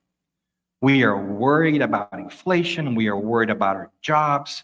We are worried about artificial intelligence and what the future work could look like. Would that change how I earn a living? Would it change my jobs? And we are frazzled by these different things that really shake us up in our day-to-day piece. But there's more, like a bad infomercial. There is more, right? We also know the world is full of inequities. We know that things are not even. We know that people are still not treated equally, and that it might vary because of their social status, because of the color of their skin, their sexual preference. We know that the world needs a little bit of help. As a matter of fact, just a walk up here reminds us that as a society, we have not done a good job in caring for all our citizens. We have not found a way to take care of everybody. We see so many of our neighbors, our unhoused neighbors, living in conditions that are so difficult. And it's not a Portland problem, it is a world problem. And of course, I would be remiss to also mention that we could be doing a little bit better on the tolerance front. We seem to be collectively, as a society, having a really tough time being accepting of each other's perspectives. Where we sit in the political spectrum, where we live and what we think is right, shouldn't be reason for us to not accept our neighbor for how they are.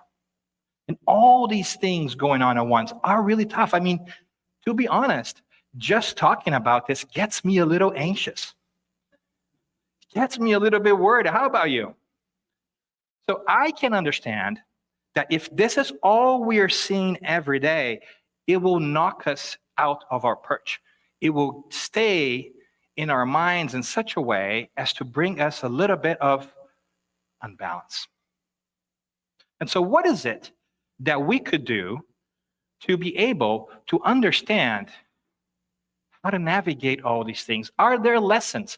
Is there a way for us to be able to pack all of this and make sense of the world so that we can live better and more fulfilling lives? And for that, I would love to harken back to another interesting period of our communal life. I want to go back to 1671.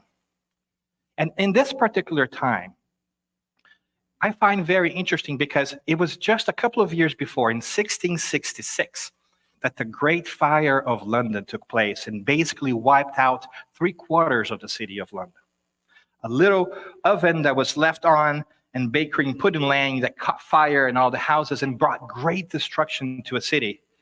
And during that time, much like ours, we were trying to find out, how do we rebuild? How do we start again? How do we repurpose and re-signify life? And so a decision was made to rebuild St. Paul's Cathedral, a beautiful cathedral that has stood in Ludgate Hill in the same place since the 600s. It was burned down and they figured they need to rebuild this. And they hired a famous architect, Sir Christopher Wren, who has built more than 50 different churches in the whole of London. And he came up with grandiose plans to build St. Paul's Cathedral that stand to this day in that location. It's a beautiful place. But what I find most interesting is that as a good architect, as a good builder, he would inspect his work every so often. And the story goes that in one particular day in 1671, he went to take stock of how the cathedral was growing and it was being built. And in his way to examining the building, he found 3 different bricklayers at work. The first one seemed really frazzled and worried. So he went to talk with him and he asked him, "What are you doing?" And the first bricklayer says, "I'm a bricklayer. I am working hard to lay bricks so that I can feed my family." And he understood his worry and he continued on. And he saw a second bricklayer that wasn't perhaps as frazzled as the first, but it was still working hard. And he asked him, "What is it that you are doing?" And he said, "I'm a builder. I am building a wall." And touched by that, he seemed to notice a third bricklayer that was a little bit more jolly, a little bit happier than the other 2 bricklayers, even though he too was laying bricks to create this new cathedral. So intrigued, Sir Christopher Wren went to him and said, "And what are you doing? Who are you?"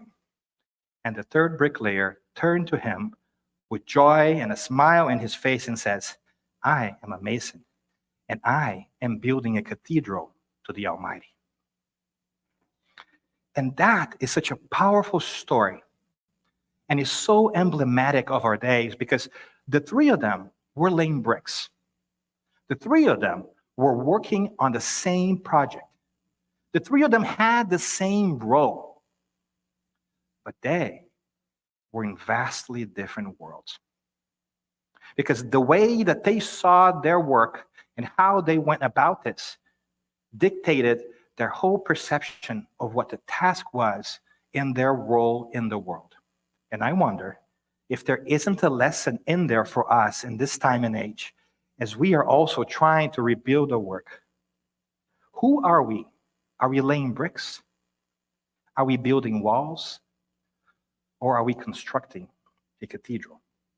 I know that I would very much like to stay in that place of joy of that bricklayer that was building a cathedral, who could find the happiness of the work he was doing and see the reason for all his toils. But I also know that in our day-to-day, it's hard sometimes to remain in that perspective. So what is it that we could do to have that perspective in our lives in such a way that it eases our path through the challenges of living? Well, fortunately, there are some strategies that we can think of, and some of these strategies can help us achieve balance. And this is something that research tells us. For instance, we know that connecting with others on a daily basis help us become happier and more fulfilled human beings. Human interaction helps us remember why we're here and help us work while we're laying bricks.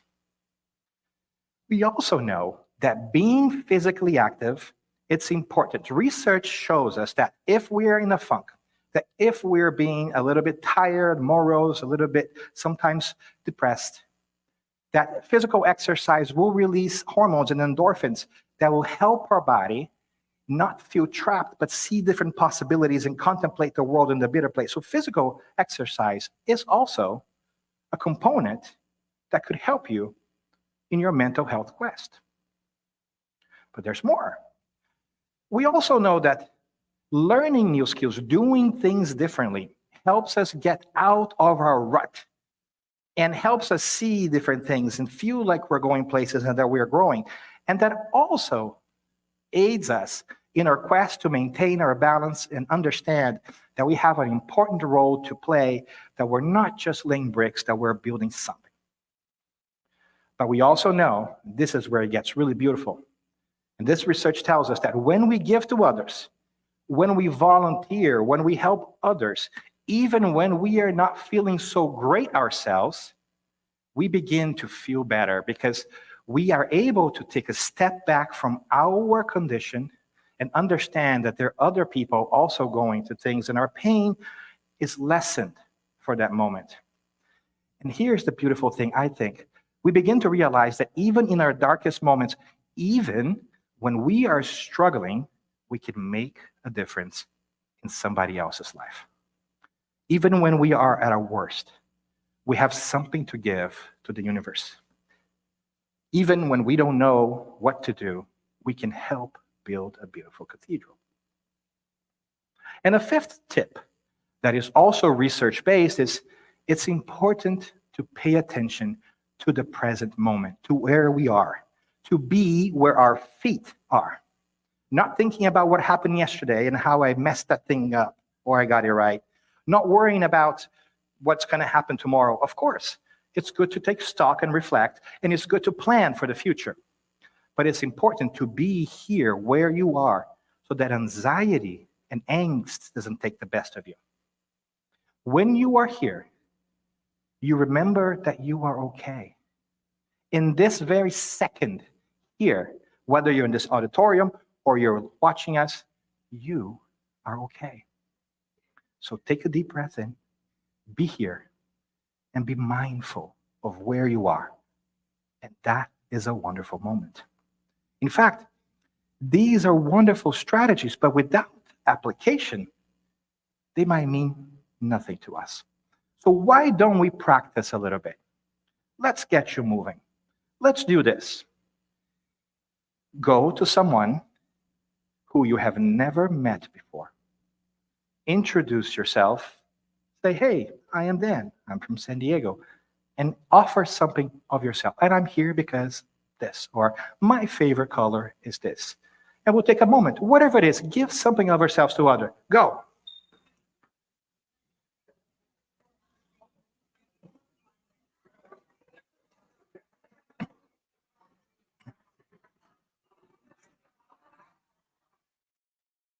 You know me, go find somebody else.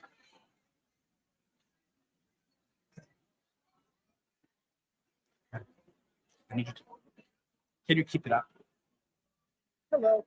Can you keep it up so I can see the time? Thank you.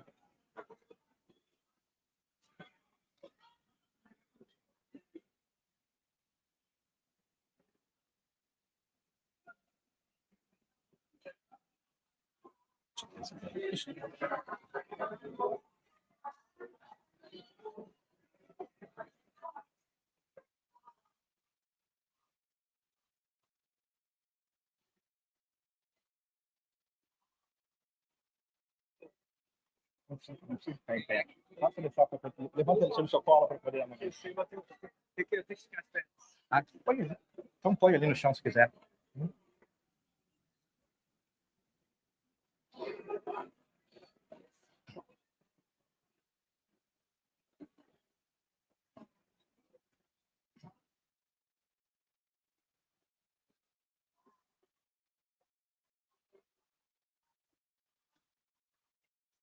All right. All right. We said one person, not everybody, right? So let's find our way back to our seats.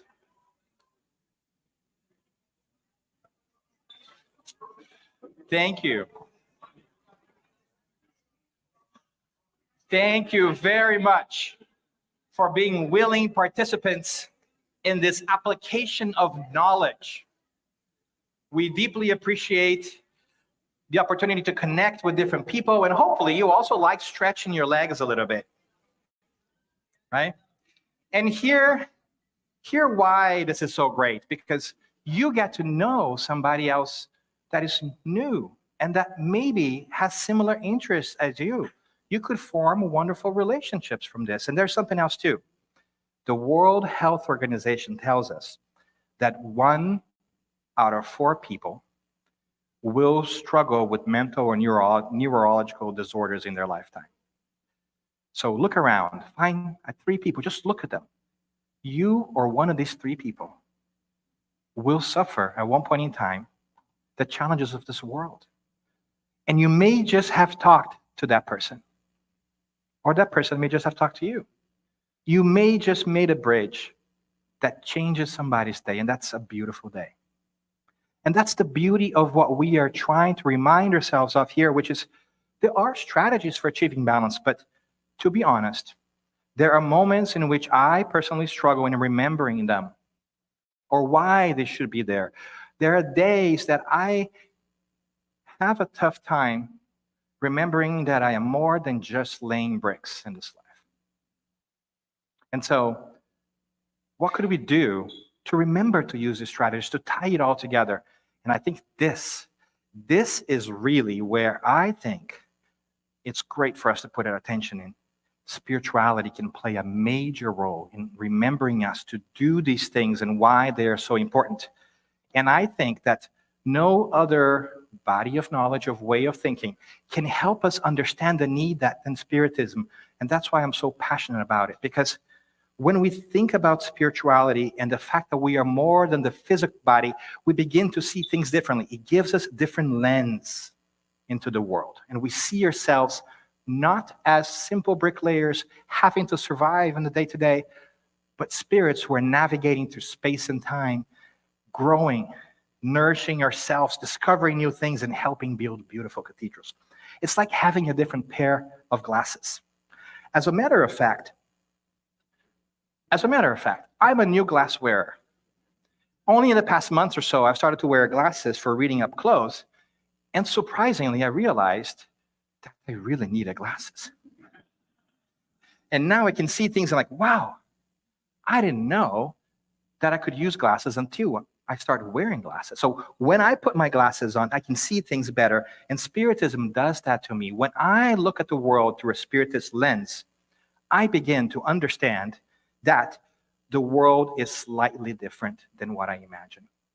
But what is it that Spiritism brings to my life that helps me refocus on different things? What is it that it's important for us to remember in different ways? Well, obviously, the first thing is that we are immortal spirits. And how do we know that then? Because for the past 160 plus years, we Spiritists have been researching what is it that it's out there. And because of this DNA of inquiry that is built into Spiritism, we started to investigate this phenomena that were taking place. It led us to understand that the consciousness, the essence of those who had lived before us were still there, and they were trying to communicate with us. And we have spent 160 years studying mediumship, which is the process by which we can entertain these conversations to learn that indeed what we are survives this physical body and lives on. And that in fact, we come back as many times through reincarnation as it is necessary for us to grow. And that is powerful awareness when it's brought to our daily lives. Why? There's many different reasons, but I want to bring 3 to you today so that we can kind of hold on to them because they might help us in our path to building cathedrals. The first one, if I can only press the right button, is that as we remember that you are an immortal spirit, we come to this natural conclusion that we will live forever. And that is reassuring. Because what I have built and what I have struggled to do and all that I have learning will never cease to be. Take the pressure off. And there's something else that is also true. That means that those who are around me who are undergoing the same process are also always going to live on, which means the love we build with each other never ends. If we don't stop loving those who have passed, why is it that sometimes we forget that they have not stopped loving us either? As a consequence, I am led to believe that at any point in time, I have an amount of love that I cannot understand being directed at me by those who care about me and that I cannot see. Especially if I consider that I have had many acquaintances, many relationships, many colleagues in different lifetimes too. So not just the people I know from this life, but from previous lives are also supporting me and cheering me on in my process. And that means yours are too. You're not alone. You can do this. And that is a powerful awareness. And there's something else that comes from that as well.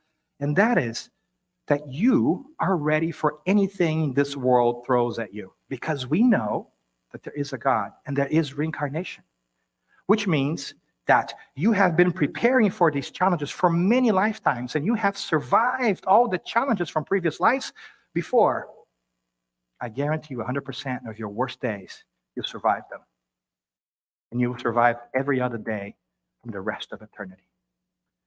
And if there is a God, and there is a God because our spiritual friends tells us so, and it makes sense, it also means that all the challenges we face today can be solved because a kind and just God, a loving God, because that is the definition of God, will never give us a challenge that we cannot solve.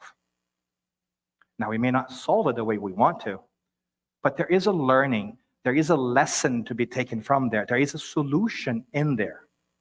And that is fundamentally important. So, friends, when we think with our spiritual glasses on and begin to think of ourselves as spiritual beings, we realize that challenges are compliments. It is God saying, you can do this. You can now solve this bigger problem. Go for it. You have the resources. You have the friends. You have the ability. Do it. And that is also very incredible and very reassuring. And the last one that I want to bring here, because there are many more things that we can talk about this. We could spend hours talking about the wonderful implications of believing in an immortal life and what Spiritism has brought us. Remember, you belong everywhere because you are a child of God created by the Creator, which means that you are an heir to all of creation, which means you can be comfortable wherever it is that you find yourselves. If you remember that, you will inherit not only the earth, but the entire universe. So wherever it is that you are, you belong. We forget that. We move cities, we move families, we move countries, and we forget, we think that we don't belong.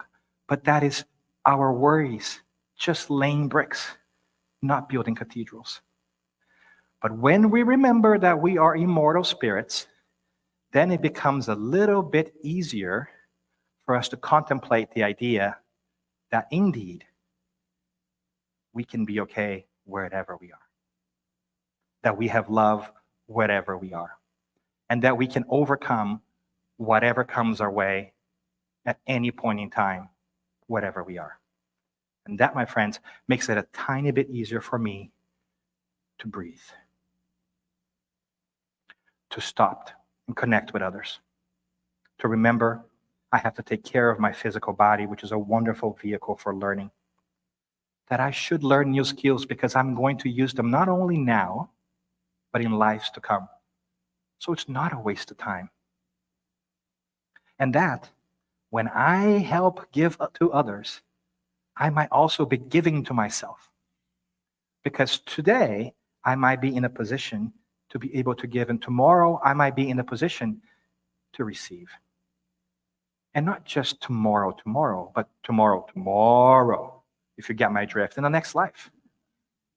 Today, I might look like this. Tomorrow, I might be a woman of color in a different part of this world. And my experience might be different. So why not make it better for all of us right now? Invest in ourselves. And it makes it easier for me to concentrate in this moment, knowing that if I put my effort in front of me, and I can do the things that are presented to me in the best possible manner, even though I know that I'm not an expert in everything, I am taking a step forward towards not only my own evolution, but that of everything around me.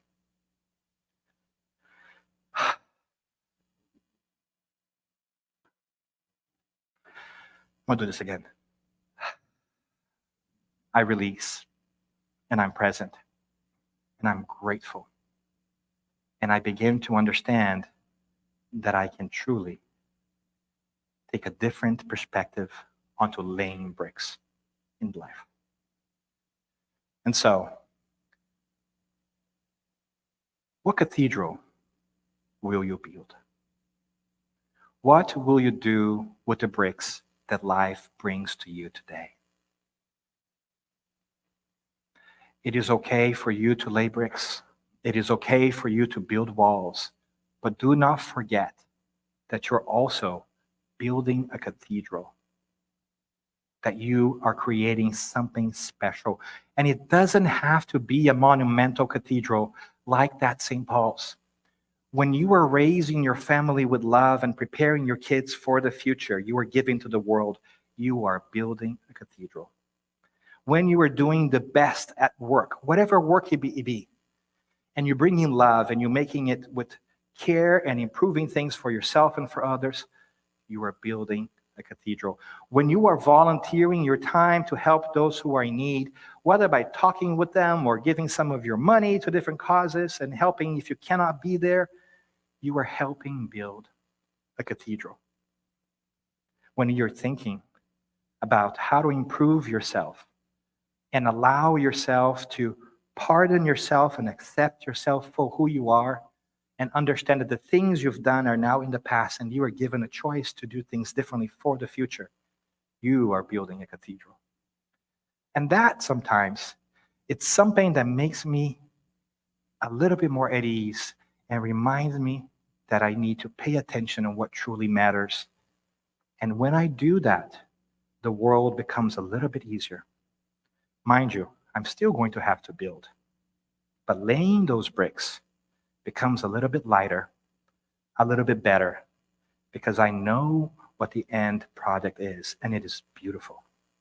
So the calling today that I urge us to make space for in our hearts is, how will we use the bricks that life presents us with the skills that we have to build the cathedral we think should be built? Because deep down inside we know. And I think that is the invitation that has been lingering for 2,000 years. When we have this incredible spirit, Jesus, the Christ, the sent one, the Messiah, who is a spirit of an incredible understanding and wisdom that came to show us how to live, not just a physical life, but transcend this moment. And that is why sometimes I like to bring a different picture of what the Christ traditionally is associated with. This is a picture painted by a young painter at the time, I think she was 9, a Chieni. It's called The Prince of Peace. How Jesus looked physically, it's not important. But it's important for us to re-emerge our idea of what Christ and religion and spirituality is. To transform that which we had received and may no longer suit us to something more accepting, more encompassing that help us build cathedrals, not walls that will divide us. Because we sometimes do that. In our desire to mean something, to have a purpose, we feel sometimes that if I build this wall, I will shut these people and this will be okay for me because there's not enough. That is not true. Because once we put our goggles in, once we see spiritually, we know that there's more than enough, that you are enough, and that everything is going to be okay because there is an architect who laid the plans for the cathedral we are building. So today, in this day and age when there are so many things that will compete for your attention and will trouble you in many different ways and call you to have values that perhaps are not as important as they seem to be, and things that will wane and go away with time, focus on the immortal. Remember on that which would outlast what you do, the character you build, and the cathedral that you are helping create, which are everyday actions. And as we do that, my sincerest hope to you is that your mental and spiritual balance will come into focus, and you will find that navigating this world is a lot easier than we previously thought. And we will have both the satisfaction, the joy, and the pleasure of working towards something greater and more beautiful than we could ever imagine. And today, we start by laying a single brick at a time. So I look forward to seeing what cathedral you have built and what we'll continue to do in the future, and help you along the way if we can. Thank you, and peace be with all of us.